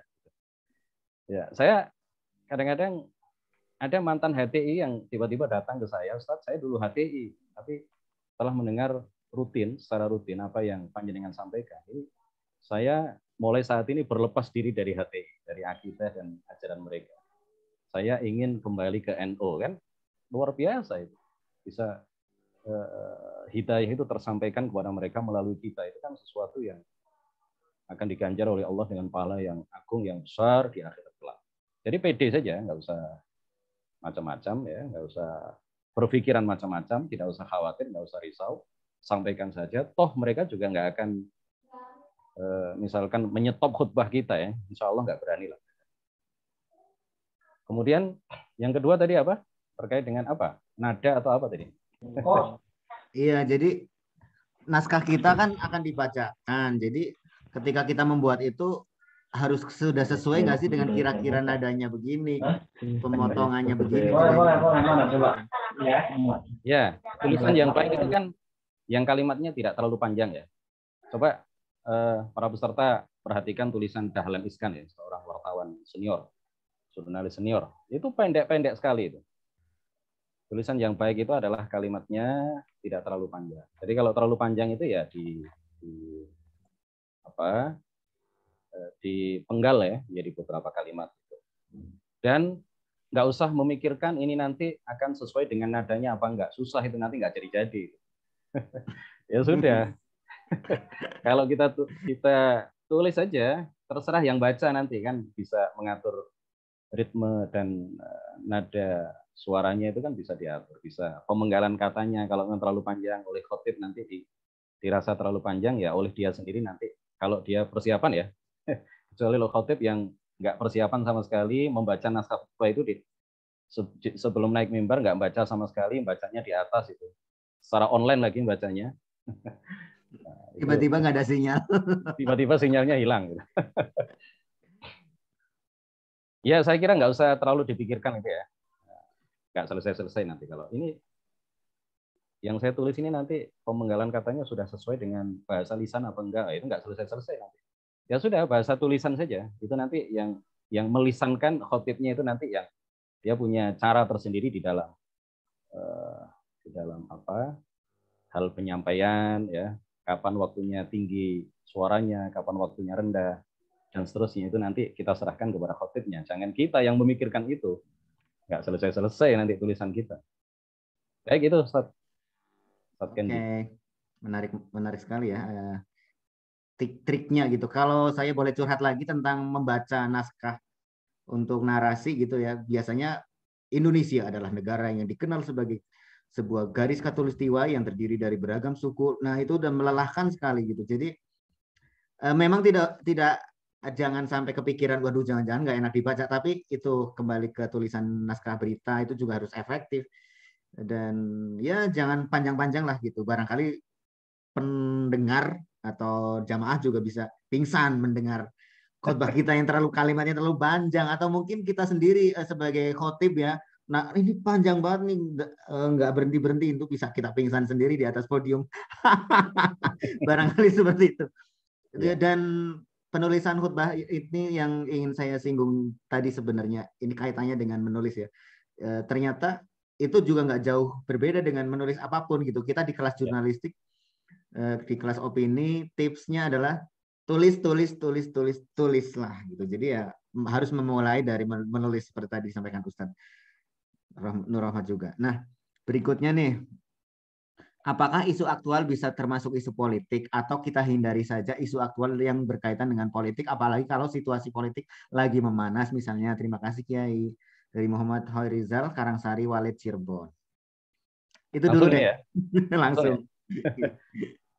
Ya, sebaiknya kita hindari, bukan sebaiknya ya. Saya menyarankan dengan sangat kita hindari tema-tema tentang politik praktis ya. Tapi kalau secara umum kita bahas terkait dengan misalkan politik itu harus bertujuan demi kemaslahatan umat misalkan. Tema-tema umum terkait politik nggak ada masalah. Ya, tapi kalau tema politik yang dimaksud adalah politik praktis yang pasti akan menimbulkan pro dan kontra, itu kita hindari. Tidak akan didengar itu oleh orang-orang yang waras, itu nggak akan didengar. Nah, kita kan ingin menyampaikan sesuatu yang memang didengar oleh mereka, oleh jamaah, dan betul-betul bermanfaat dan bisa diamalkan langsung dalam kehidupan mereka sehari-hari. Ya nggak apa-apa, misalkan mengkritik pemerintah harus dengan cara yang baik dan benar sesuai dengan apa yang diajarkan dan digariskan oleh para ulama misalkan. Nggak apa-apa. Tips di dalam mengkritik pemerintah. Tema-tema umum seperti itu tidak ada masalah. Ya. Tapi kalau kita sudah menyebut nama, sudah menyebut partai, ya janganlah. Mungkin itu jawaban singkat dari saya, Mas Kendi. Iya. Ya, kembali tentang bagaimana menciptakan suasana damai ya. Walaupun kita mungkin punya pemahaman yang kuat, punya keyakinan yang kuat, punya dalil yang kuat gitu. Tapi mungkin ke dalam ceramah kita itu, apalagi khutbah itu jangan membuat yang panas, suasana panas. Nanti pas sholatnya panas-panasan dong. Itu masih mending kalau pas di luar hujan. Kalau di luar pas panas juga kan jadi haus banget gitu. Ngalor ngidul ya komentarku. Oke. Saya ingin bertanya, boleh tidak menyampaikan khutbah hingga jamaah sampai terbawa kemudian menangis? Langsung saja Ustaz. Itu justru yang dianjurkan. Justru begitu yang dianjurkan. Rasulullah itu kalau berkhutbah, menyampaikan khutbah, kalau kita baca beberapa hadis yang menjelaskan tentang bagaimana Rasulullah menyampaikan khutbah, itu sampai air mata menetes gitu ya. Para jamaah yang mendengarkan beliau terbawa suasana haru ketika mendengar khutbah itu. Justru itu yang diharapkan. Dan itu tidak semua orang bisa, ya. Tidak semua orang bisa. Jadi intinya boleh ya. Saya mau tanya. Ya oke lah. Saya sebenarnya mau meneruskan tadi ya, tapi meneruskan dulu saja, takut lupa. Monggo. Kadang-kadang khotibnya yang nangis. Tidak dibuat-buat ya, karena memang menghayati betul apa yang dia baca atau apa yang dia sampaikan. Pengalaman saya, kalau kita membaca teks, ya, kalau kita menyampaikan khutbah itu dengan membaca teks, itu kurang mengena. Ya. Kalau saya khutbah tanpa teks, ya, kalau saya pribadi khutbah tanpa teks. Kadang-kadang pakai teks, tapi seringkali tidak pakai teks. Itu justru yang lebih mengena, ya, lebih bisa mempengaruhi, bisa membawa jamaah kepada suasana haru apabila apa yang kita sampaikan itu terkait dengan hal-hal seputar kenikmatan surga misalkan ya, katakanlah begitu, hal-hal yang terkait dengan nikmat kubur, hal-hal yang terkait dengan siksa kubur dan lain sebagainya, jamaah akan terbawa untuk menghayati itu dan bisa menangis. Dan pengalaman saya pribadi, kalau tema-tema itu betul-betul dihayati, memang khotibnya yang menangis ya. Khotib menangis dan kemudian membuat jamaah itu menangis. Justru itu yang diharapkan begitu. Sehingga betul-betul apa yang disampaikan itu masuk ke hati, ya, tidak hanya didengar melalui telinga. Oke, ya saya persilakan tadi teman yang saya mau tanya. Ingin menanyakan yang tadi ini, mana? Mas siapa nih? Mas Gozali ya? Monggo ya. Langsung Mas. Mohon maaf, webcam saya ini sedang off ya. Ini terkait, ya saya akan bertanya tentang dua hal tentang khutbah itu. Yang pertama terkait seorang yang menjadi petugas khotib. Itu misalkan di suatu kampung itu ada seorang guru ya, tapi bukan guru agama. Katakanlah guru guru komputer misalnya seperti itu. Tapi dia ditunjuk menjadi khotib. Dia tidak memiliki dasar-dasar tentang agama, kemudian dia hanya membacanya lewat atau download dari milik NU online. Apakah itu sudah cukup? Yang satu itu. Yang kedua, itu terkait dengan rukun khutbah itu kan ada namanya pesan takwa.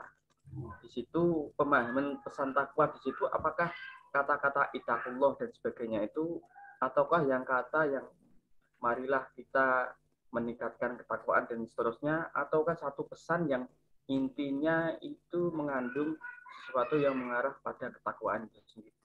Terima kasih Pak Ustaz. Langsung mawon Ustaz. Baik. Monggo. Pertanyaan nomor 2 dulu ya. Pertanyaan nomor 2.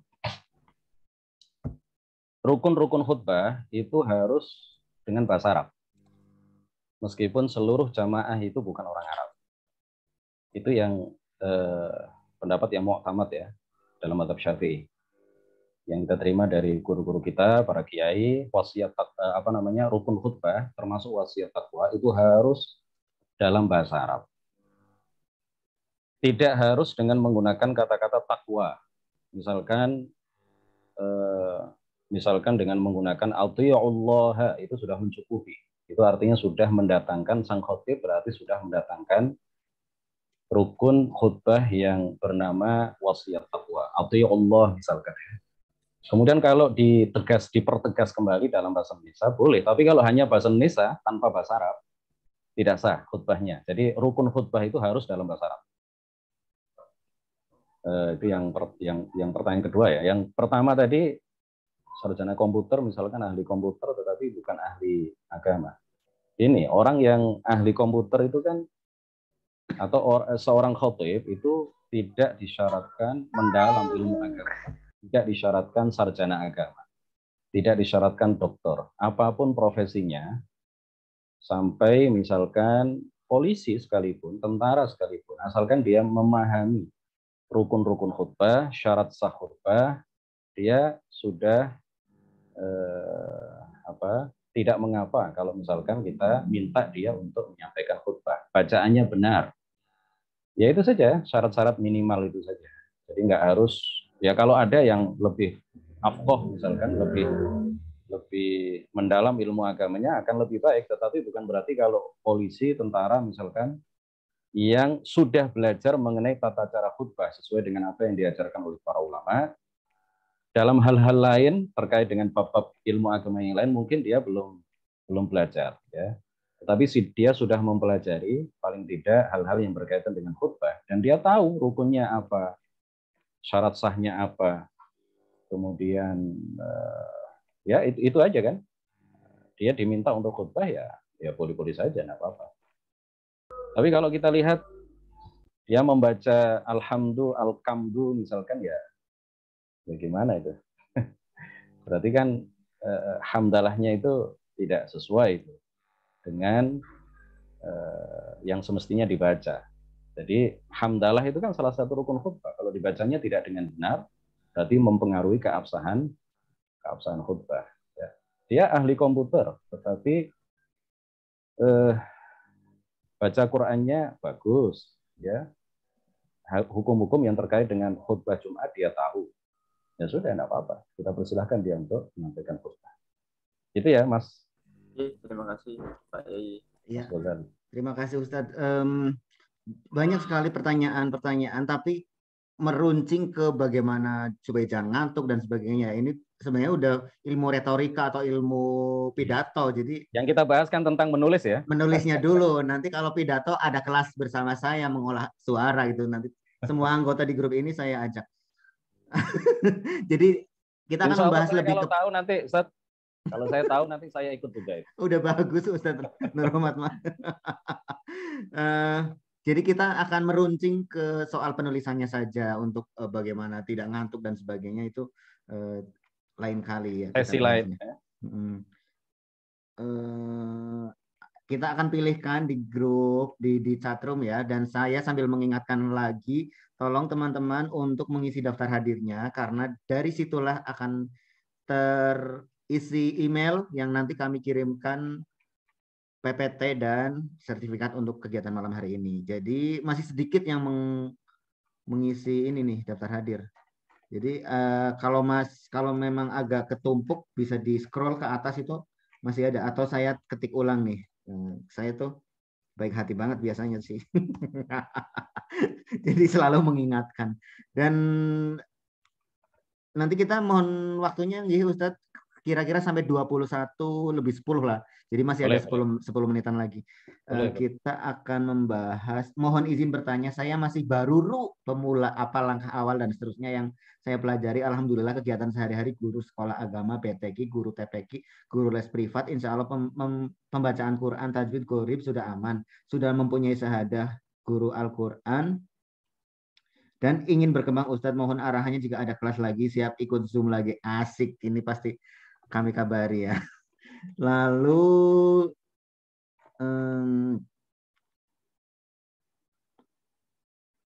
khutbah yang belum membacakan khutbah tapi belum ada di NU online ya, ya nggak apa-apa ya, karena kan bagaimana yang penting sesuai aja untuk jamaah, sesuai dengan dalil kita di Aswaja An-Nahdiyah gitu ya.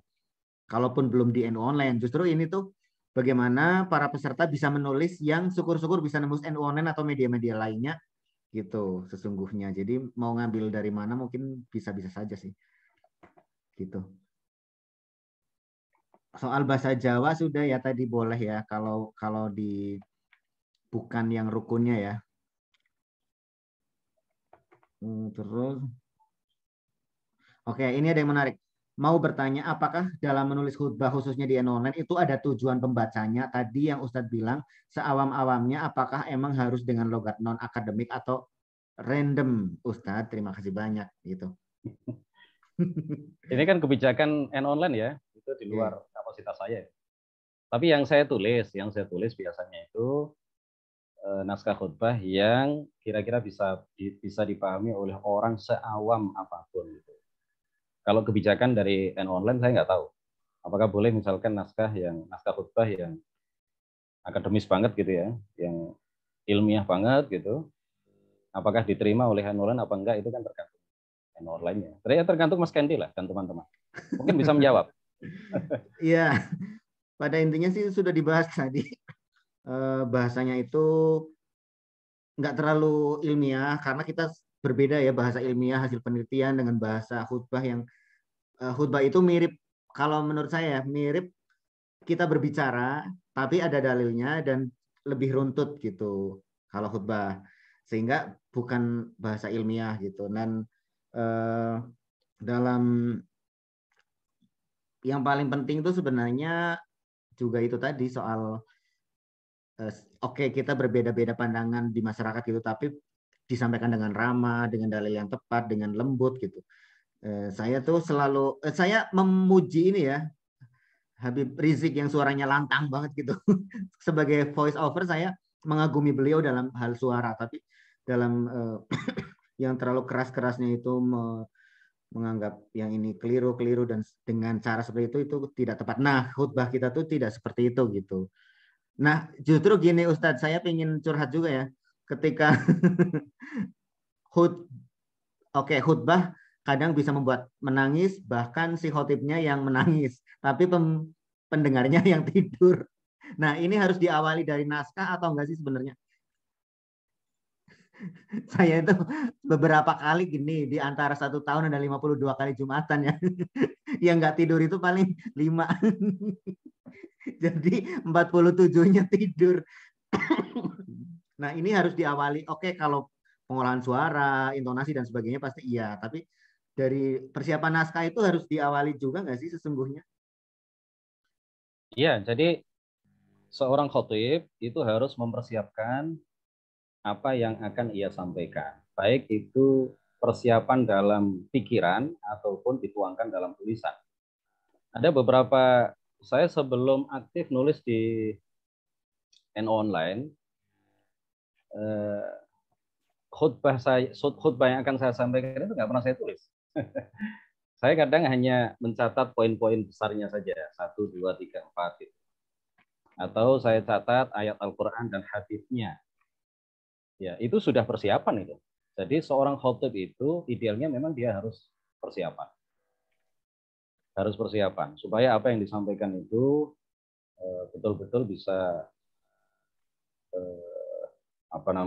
ya yang pertama tidak bertentangan dengan apa yang disampaikan oleh para ulama. Yang kedua bisa mempengaruhi jamaah untuk mengamalkan apa yang kita sampaikan. Kalau kita tanpa persiapan sama sekali, ya baik persiapan dalam pikiran, persiapan itu kan nggak harus menulis ya. Silahkan, khotib-khotib tertentu ya di daerah-daerah tertentu itu saya lihat tanpa teks, tapi kelihatan sekali bahwa dia itu telah melakukan persiapan dengan matang. Karena yang disampaikan itu runtut, ya, runtut, sistematis, mudah dipahami, walaupun tanpa teks. Saya kira begitu, Mas Kendi. Oke. Nah, ini yang lain-lain itu udah kita ingatkan sesungguhnya, pertanyaannya lebih ke penulisan, malah sengaja bertanya gini, mohon maaf bertanya di luar pembahasan gitu ya, jadi kita nggak bacakan. Terus soal PPT udah kami sampaikan bahwa itu akan dikirim ke email yang melalui emailnya itu diisi melalui daftar hadir yang linknya juga sudah ada di atas. Nah, ini yang menarik. Tadi Kiai cerita pernah tidak dimuat di NU online, bahasa halusnya ditolak.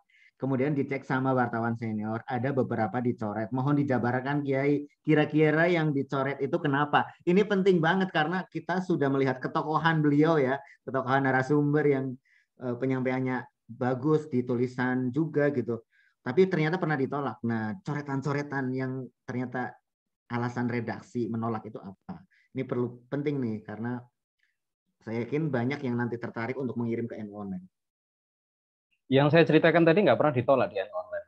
Kalau saya kirim tulisan ke NU online nggak pernah ditolak.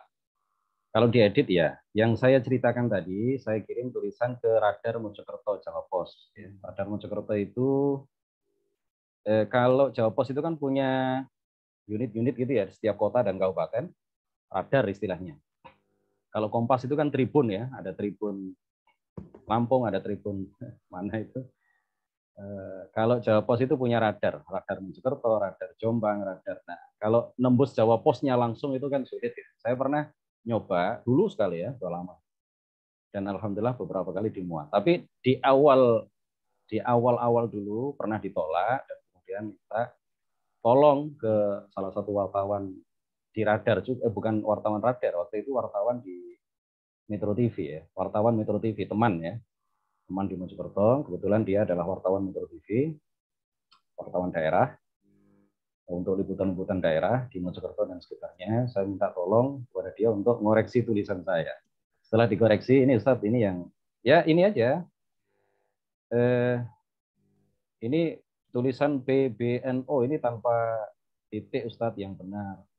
Jangan pakai P terus titik, B terus titik. Ya, akhirnya dari situ saya kan termotivasi untuk menelaah aturan-aturan berbahasa gitu. Ini titik koma itu digunakan dalam konteks seperti apa, kemudian titik dua itu seperti apa, dan seterusnya. Itu kan paling tidak kita tahu ya, aturan-aturan itu setidaknya kita tahu. Jadi kalau tulisan kita berantakan, tanda bacanya berantakan, ya pasti ditolak. Tidak hanya di Jawa Pos, di NU online mungkin juga akan ditolak. Karena terlalu pusing itu, redakturnya nanti membenahi itu terlalu menguras waktu dan tenaga itu. Tapi kalau tulisan kita sudah secara kaidah bahasa sudah benar gitu ya. 1-2 salah itu kan ya nanti akan diperbaiki sama tim NU online ya, redaktur. Saya kira itu. Jadi saya tadi menekankan nggak pernah tulisan saya ditolak NU online, nggak pernah. Ya. Oke. Bahkan saya pernah nulis di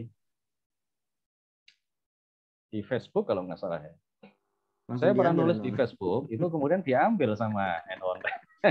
Diolah kata-katanya. Iya, kadang kami kecewa kalau Ustadz Nur Rahmat yang udah tokoh banget, udah pasti kita terima, justru nulisnya di Facebook dulu. Jadi diam-diam itu bisa nggak sih dihalangi, jangan nulis di Facebook, langsung kirim aja gitu. Mungkin lagi nggak kepikir ya untuk, atau mungkin supaya lebih cepat tersebar gitu, jadi Facebook. Ya itu dinamika.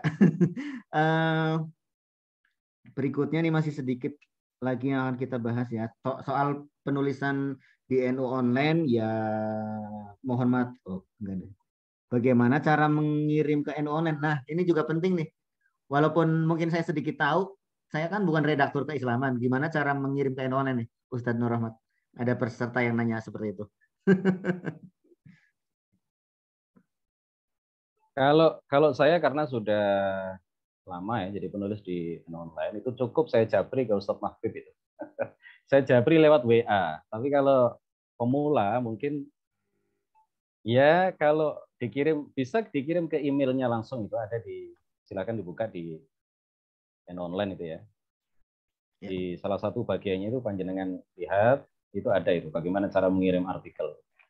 Cuma kalau misalkan saya dimintai tolong ya, salah satu peserta nanti misalkan nulis naskah khutbah, kemudian Ustaz tolong kirim ke NU Online. Insya Allah dengan senang hati akan saya kirimkan ke penanggung jawab kanal khutbah gitu. Insya Allah saya bantu. Tapi kalau saya disuruh ngoreksi, ampun dah. Oke. Kegiatan sudah padat. Ya mungkin nanti saya kirim aja ke NU Online kalau menurut mereka layak untuk dimuat, alhamdulillah. Kalau tidak layak dimuat, ya kirim lagi nanti, nggak apa-apa. Iya. Jadi NU Online itu kan udah redakturnya ya seperti koran-koran seperti media pada umumnya, ya kita menerima tulisan yang sudah siap tayang sebenarnya. Oke, kalau ada sedikit-sedikit salah itu ya, tapi kalau masih yang berantakan banget ya kita nggak muat. Pada intinya sih seperti itu. Jadi bagaimana tulisan yang dimuat di NU Online, saya sering bilang ke kontributor ya dalam berita atau cerpen, ya bacalah yang sudah dimuat di NU Online. Dari situ akan ketahuan, oh ya referensi yang sudah dimuat itu seperti ini gitu. Jadi nggak akan rumit-rumit. Kita sudah suka dipaksa-paksa dimuat enggak gitu. Padahal dia juga EYD-nya masih berantakan, logikanya masih banyak harus diperbaiki gitu. Jadi tulisan seperti apa sih yang dimuat di NU Online? Kalau secara struktur, alur dan sebagainya, baca saja yang sudah dimuat gitu. Pada intinya kita masih sedikit banget waktu, dan saya ingatkan lagi tolong diisi link daftar hadirnya supaya teman-teman mendapatkan sertifikat dan PPT-nya gitu. Dan juga teman-teman yang jawaban yang pertanyaannya saya malam ini agak grogi dah. Soalnya ini pertama kalinya dengan Ustaz Nur Rahmat, grogi sekali dengan tokoh sehebat beliau gitu. Link itu sangat penting karena dari situ kami akan mengirimkan sertifikat dan PPT gitu. Banyak sekali pertanyaan-pertanyaan yang tidak bisa kami jawab karena pertama mirip, lalu kedua juga itu nggak ada kaitannya dengan penulisan. Tapi ada satu chat yang ingin saya baca nih, nggak ada kaitannya juga. Terima kasih Mas Kendi, rasa kangen terobati sejak jumpa di kampus UNU Mataram, Lombok Barat, masa peduli NU Lombok dalam masa pasca gempa bumi. Tema Pray for Lombok 2018. Luar biasa dengan Zoom meeting mengobati rasa kangen sama Mas Kendi. Masya Allah. Ya, saya juga senang banget nih. Jadi itu teman-teman, kita tuh tergabung sebagai penulis, bisa kenal dengan teman-teman di mana-mana gitu. Jadi begitu juga dengan materi pada malam hari ini, saya rasa akan memperkuat itu. Kita bisa terus bersilaturahim, bisa menulis, mengajukan tulisan ke NU Online. Tapi saya kan nggak tahu nih teman-teman itu tulisan awalnya seperti apa sih. Nah itu yang memang harus dilatih terus gitu supaya bentuknya itu sudah layak dimuat. Sesungguhnya seperti itu. Nah mungkin kita harus menyudahi karena saya janji 21.10 dan sekarang udah 21.08. Saya akan meminta Ustadz Nur Rahmat untuk bukan pesan terakhir ya, tapi closing statement atau hal inti apa yang bisa teman-teman supaya lebih menancap lagi nih dalam semangat menulis khutbahnya. Monggo.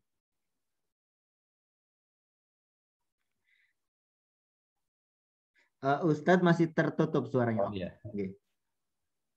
Baik teman-teman yang dirahmati oleh Allah Subhanahu wa taala, menulis itu memang harus dipaksa dan harus dimulai. Kalau kita tidak mulai sekarang, ya kapan lagi? Apakah kita mau dunia maya itu dipenuhi dengan tulisan-tulisan dari orang-orang yang di luar ahli sunnah wal jamaah? Kalau bukan kita yang meramaikan, siapa lagi? Kemudian menulis khutbah, yang kedua, menulis khutbah itu insya Allah akan menjadi ilmu yuntafa'u bih, jadi ilmu yang bermanfaat. Selama khutbah kita dibaca dan bermanfaat bagi banyak orang, maka selama itu pula pahala akan terus mengalir kepada kita walaupun kita sudah meninggal dunia. Terima kasih Mas Kendi, mudah-mudahan apa yang saya sampaikan betul-betul bermanfaat dan membawa barokah bagi kita semua.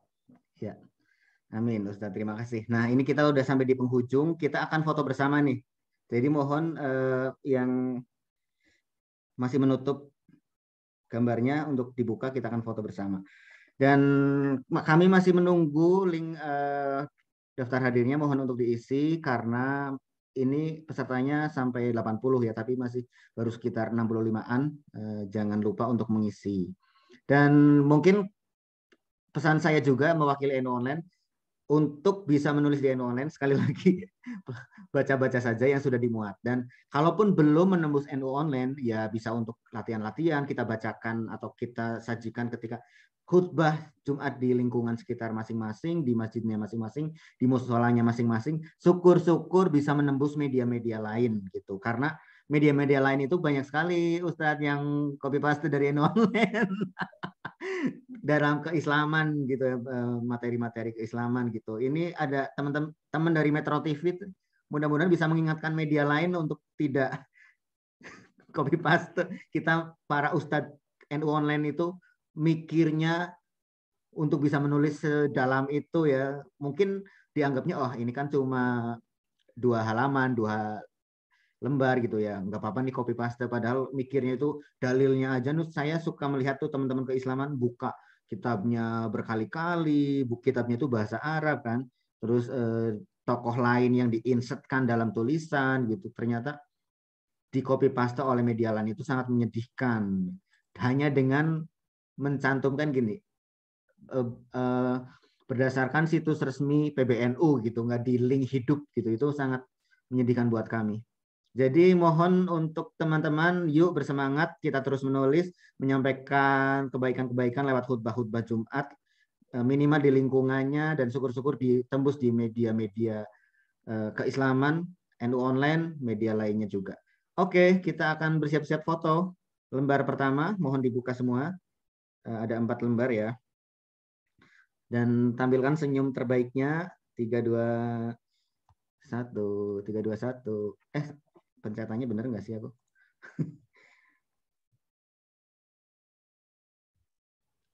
Oke, lembar 1. Sekarang lembar kedua. Oke. Lembar ketiga. Lembar keempat. Semoga saya mencetnya bener ya. Beberapa kali tuh saya ngawal Zoom, ternyata mencetnya salah. Menyedihkan sekali. Saya ingin ngecek dulu ya, udah tersimpan atau belum ya.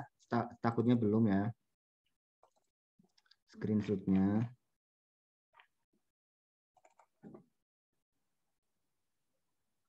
Oke, ternyata sudah. Baik, terima kasih sudah bergabung malam hari ini. Insya Allah kami juga menyiarkan di Facebooknya NU Online. Kalaupun nggak di NU Online, di YouTube pribadi saya. Kalau sudah diedit. Tak pikir ini tadi udah live di Facebook, tapi saya belum berhasil mengeceknya. Jadi teman-teman nanti saya kasih tahu linknya, dan mohon untuk diisi sekali lagi link daftar hadir. Waduh, saya seperti ibu-ibu aja mengingatkan berkali-kali. Mohon maaf, begini pembawaan saya. Mohon maaf, ini para ustadz, para pengurus NU, para tokoh. Wah, saya senang sekali dan banyak sekali kekeliruan ucap atau sikap saya pada malam hari ini. Tapi terima kasih sekali lagi. Terima kasih untuk Ustadz Nur Rahmat yang sudah berkenan membagi ilmunya yang begitu dalam. Kita nanti akan berdalam lagi di seri yang lebih panjang ya, 4 pertemuan biasanya. Tapi saya belum tahu kapan, nanti saya diskusikan dulu dengan redaksi. Supaya ada materi bagaimana suara, memunculkan suara khutbah juga gitu, dan proses mengolah ide, tugas-tugas dan sebagainya. Baiklah, terima kasih. Sampai ketemu lagi di Zoom lainnya, dan dapatkan informasinya di NU Online, Facebook, IG, Twitter. NU Online juga saat ini sudah tersedia di Jawa Timur, NU Online Jawa Timur, NU Online Jawa Barat, NU Online Jawa Tengah, NU Online Banten, NU Online Riau, NU Online Lampung. Oke. Terima kasih. Wallahul muwaffiq ila aqwamit thoriq. Wassalamualaikum warahmatullahi wabarakatuh. Waalaikumsalam warahmatullahi wabarakatuh. Matur suwun Ustaz. Paling turun Pak. Sami-sami. Ada yang namanya sama dengan saya itu ya, Nur Rahmat. Iya, saya tadi hampir menjadikan beliau ini. Derek Pak. host. Dari mana, Mas? Ustaz.